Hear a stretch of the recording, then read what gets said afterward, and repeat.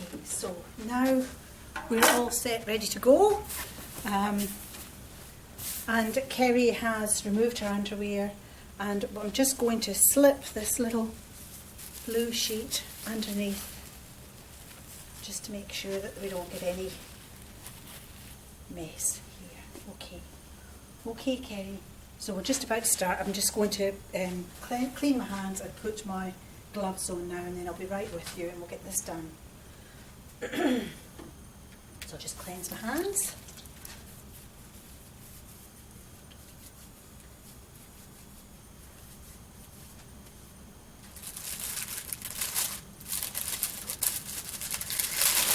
Put on my gloves. Now some people will put on 2 pairs of gloves so that they can use one pair for cleaning and then take the outer pair off and have a clean under pair ready for when they come to put the catheter in. But for our purpose, just to be a little bit more conservative with our use of equipment, we will use the forceps for cleaning the area and then use the gloves for putting the catheter in. So, but you may see that. You may see people wearing 2 pairs of gloves, and that would be quite acceptable. And so, first of all, I'm just going to prepare my catheter. So I'll just pull off. There's a perforated strip on the side of the catheter, which you just need to find. Just being a little bit tricky. There we go. And we can slip the end of the catheter out there. So I'll just tear that on down there.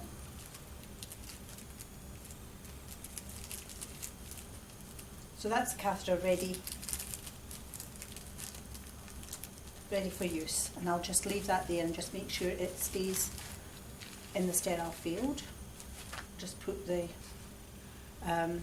bag there, and now I might just lubricate the end of the catheter, just put a little bit of jelly on the end of the catheter. I will put a little bit more on just before I insert it, but just get it ready there now. Now I'll just ask Kerry if she would please lift the sheet up, and since I didn't do that, I'll just use my elbows, that'll be fine. And now I'm going to just get my cotton balls and I'll damp a few of them.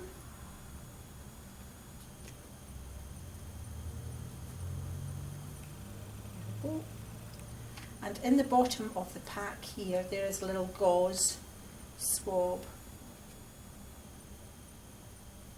So I'm going to keep that handy, and I'm going to use my forceps.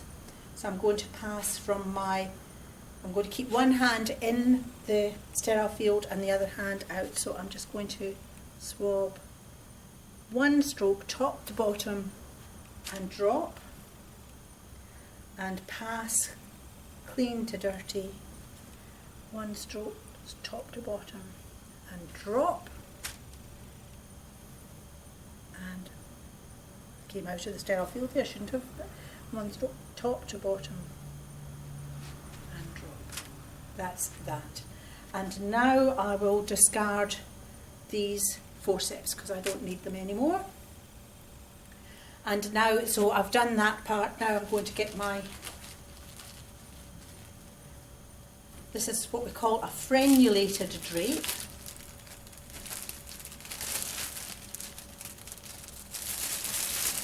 It has a hole in the middle of it. So we'll open up our frenulated drape and we'll take it across and we just place it here. So now we have a sterile area here around the area that we're working in.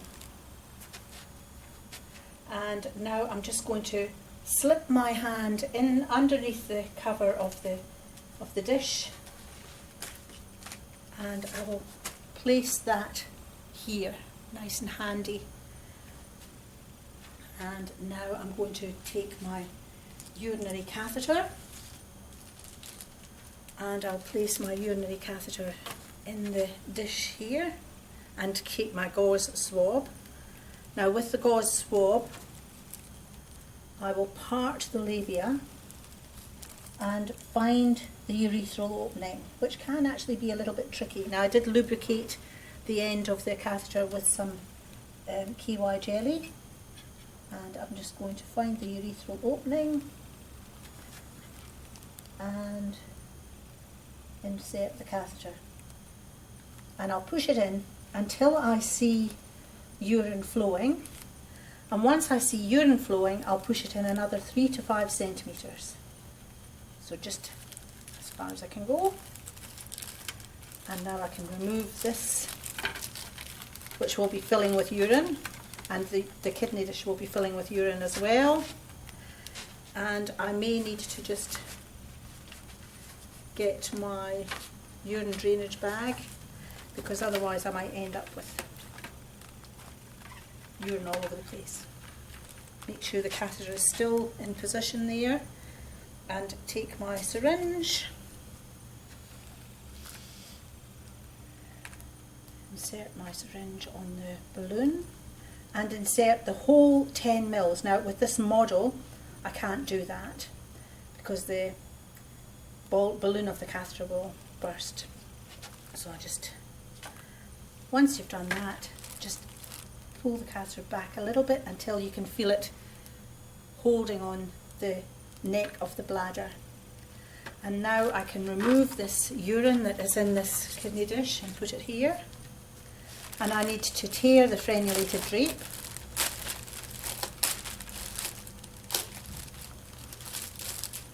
Without tugging on the urinary catheter, you have to be very careful not to tug. The catheter bag will be filling at this point. Put this over here. And I need some tape, which I have somewhere, just over here.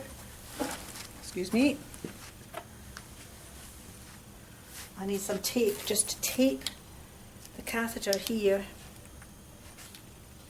to the woman's thigh, just so that we don't, to avoid pulling on the catheter, just to try and prevent any traction coming on the end of the catheter. And then I need my pins, which I can cover Kerry up now. One pin on one side,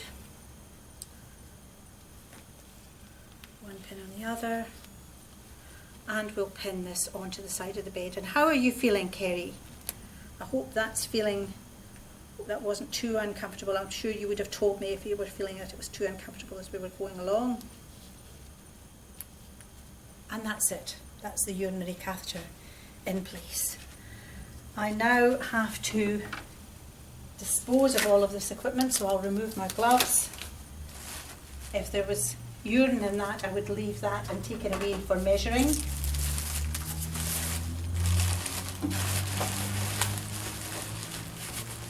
Put this in here.